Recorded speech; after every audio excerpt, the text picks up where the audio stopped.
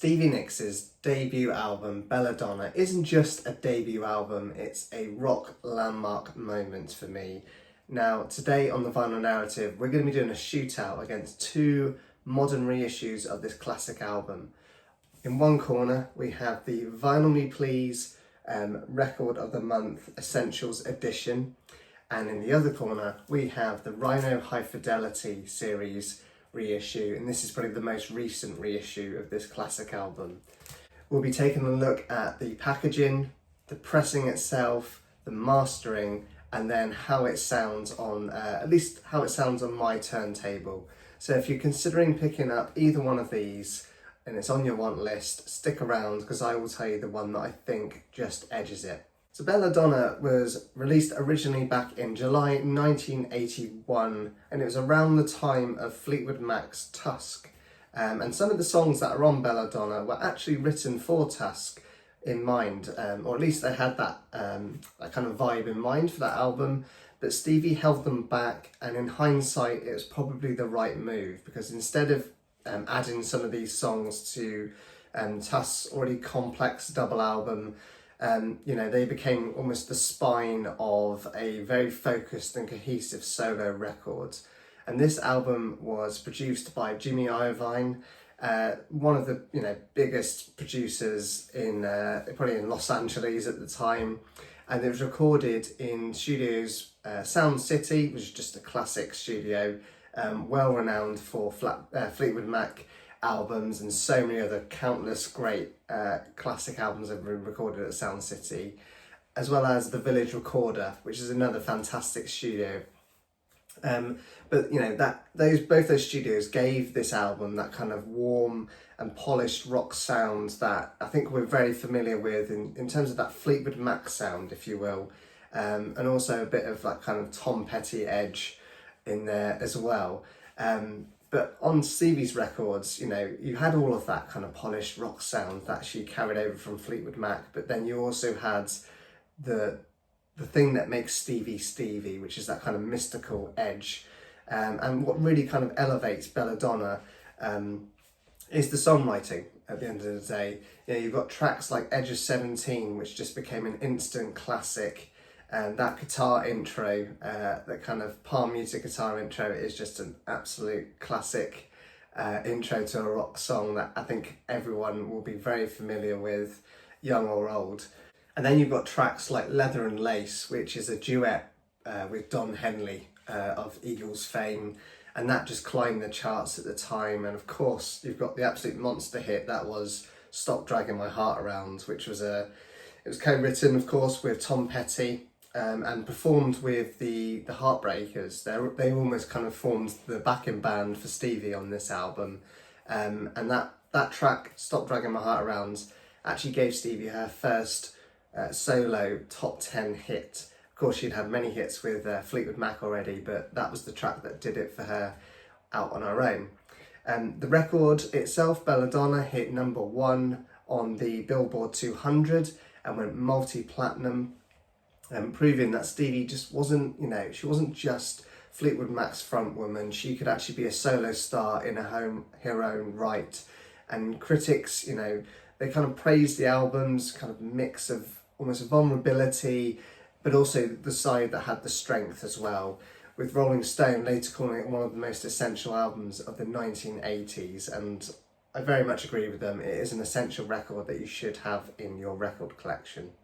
But now let's get into these two vinyl reissues, and first up we're going to take a look at the Vinyl Me Please edition, which is their Essentials edition, their Essentials Record of the Month, which is catalogue number VMP E089. Now it's a AAA cut, AAA pressing, cut by Ryan K. Smith at Sterling Sound, and then it's been pressed by GZ Media on this very striking, or I think it's striking, black and blue Galaxy vinyl, which doesn't come up too well on the camera, but if you hold it up to the light there we go, it looks quite nice there. And they've recreated the original labels, which I'll just show on the screen there for you. There you go. Yeah, lovely. I always like it when the reissue labels kind of mimic or recreate the original labels. It just kind of adds the authenticity of the reissue. So yeah, packaging wise, this edition is an absolute treat. You've got this lovely tip-on jacket. It's a single jacket, so not a gatefold, but they've recreated everything so nicely. The colour reproduction and the photo reproduction is really nice on this.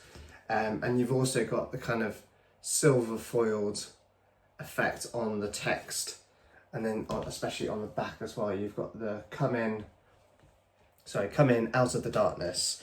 And this is a VMP Essentials edition, as you can just see there. If I kind of block my face, there we go. Yeah, a lovely edition, nice thick jacket as well, which is what you want. You don't want a flimsy jacket, but a little kind of hidden treat, if you will. I don't know if I can get this on the camera for you. On the inside, they've got these kind of printed star effect, which is really nice. A nice little touch that you'd never really notice unless you opened up the jacket itself and got it out of its protective sleeve, which I rarely do, to be fair. So it's always nice to kind of see those details. And then on the inside, in terms of the packaging, you've got the original printed picture sleeve that it comes with, which has got obviously all the lyrics on it, all the original recording and production details as well. And then you've got that lovely image of Stevie there with I'm assuming they're just models. I don't think they were involved in the band as such, but correct me if I'm wrong in the comments. And then probably the star of the show, if you will, is you get this lovely matte art print. It's kind of a photo by Herbert Worthington III, as it tells me on the back there. But yeah, I really like this picture of Stevie. Just kind of sums up the vibe of the album. Actually, it's very mystical in that image there. So yeah, really lovely print that you get with this. And then the last thing you get packaging wise is on the kind of Obi style strip that they give you. You get a bit of a description about the album, but you also get a cocktail recipe. And if I just block my face, that should focus for you. So if you want to screen grab that, there's a lovely little cocktail suggestion called Kind of Woman, which yeah, it sounds really nice. It's a mezcal kind of base alcoholic drink with coffee liqueur in it and Angostura bitters and grapefruit juice. Sounds quite nice. I might give it a go. I've not tried it yet. But yeah, VMP used to do cocktail recipes or cocktail pairings with their records of the month, but then they kind of stopped over the last few years. But it's just a nice added little extra touch, you know. Shame they can't provide the drink or the alcohol with it, but hey, it's still a nice touch. Now, in terms of the sound, like I say, this was a AAA lacquer cut by Ryan K. Smith at Sterling Sound, and he just kind of delivers his signature mastering style on this record that I think we're all kind of familiar with if you've picked up any of VMP's reissues or you've been lucky enough to find some Ryan K. Smith cuts out in the wild. You know, it's very warm, it's balanced, it's quite dynamic. You know, Stevie's vocals are placed right front and centre of the soundstage. It's you know, a reasonable soundstage. It's not overly wide and it's not too narrow either, but Stevie is right front out in centre. So the highs and the vocals really shine, but they're not overly bright. But the low end is probably where it falls down a little bit. That's, you know, it's still there. There's still a present low end, which sounds nice, but it's not super detailed. It's not muddy, but you know, it's kind of verging on muddy. But to be honest, this wasn't a bass heavy record anyway. Some tracks, they kind of lose a bit of punch in the lower frequencies because of the mastering choice Ryan's taken there. Although you could put it down to the actual vinyl itself or maybe the compound that's been used, I don't know. But that is kind of the drawback, I guess, of the mastering. Now, in terms of the pressing, how's it? Because it's a GZ pressing, and I think we're all familiar with what GZ can and can't do. This one, there is a bit of surface noise throughout the whole album. It's not overly loud, and it's not distracting on the louder tracks because you can't hear it. But in those kind of really quiet moments, kind of like the intros to songs maybe, you do notice it. And it's not tape noise, it's definitely surface noise. So it does slightly kind of, I'm guessing it's going to flatten the sound stage to some degree as well, which is a bit annoying. You want a low flow kind of surface noise and low noise floor on this record, I think. But it's still an enjoyable listen. It's, you know, it's still a AAA cut, which, you know, really does make this album shine.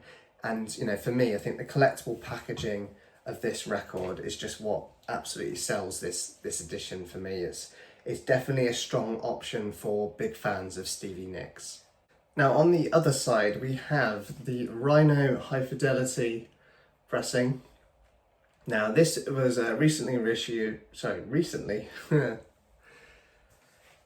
Now on the other side we have the Rhino High Fidelity edition. So this is from the Rhino High Fidelity series, and like all of the reissues in this series, this has been remastered with a lacquer cut by Kevin Gray at Coherent Audio, and it tells you about all the details on the OB style strip there.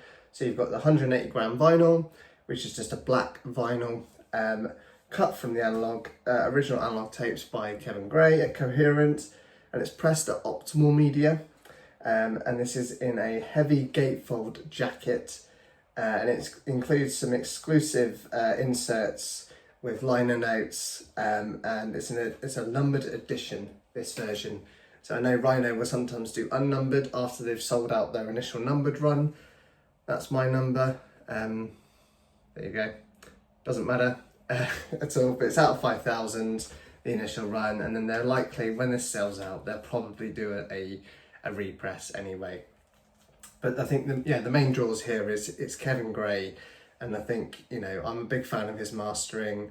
It's pressed at optimal media in Germany, and they're a plant with, you know, a reputation for having kind of excellent consistency and very quiet vinyl. Not the quietest on the market, but very quiet.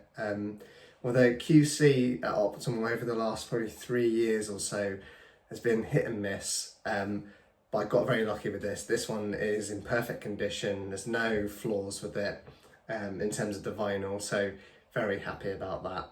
Now the packaging in comparison to the VMP is probably a bit more minimalist, but it's still premium packaging.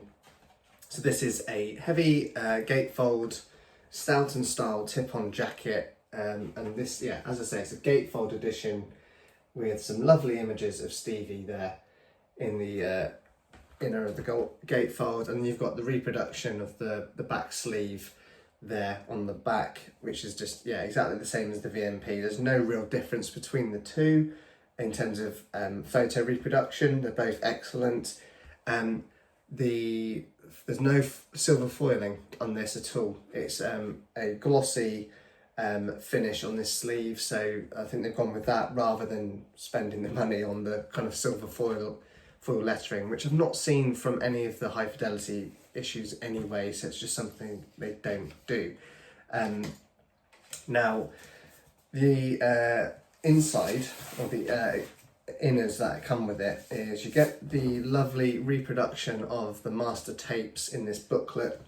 So you've got the side A of the tape there, some lovely details. I think these are always quite nice to look at. It's just good to see a bit of history about the record. There you go, that's side B. You know, these are the US tapes by the looks of it. Not sure if it was a flat master. I'll need to do some more digging into that at some point. But on the inside, you've got some exclusive liner notes from Bob Mayer, and also some pictures which aren't in the VMP edition. So these are different photos that are selected from the same photo shoot by the looks of things, which is nice. And you've got some photos from the recording session. So you've got a picture of Stevie and Jimmy there when they're recording. And then you've got, is that Stevie and Jimmy? Sorry, bear with me. You've got Tom Petty and Stevie there. And then you've got Stevie and Laurie Perry, and Sharon Solani. And then you've got Herbert Worthington III, who is the photographer for this photo shoot. So I got that completely wrong. Thought it was Jimmy at first glance, but it's not. And then you You're not going to get the kind of inner sleeve that you do with the VMP edition, but you do get it in kind of almost like an art card.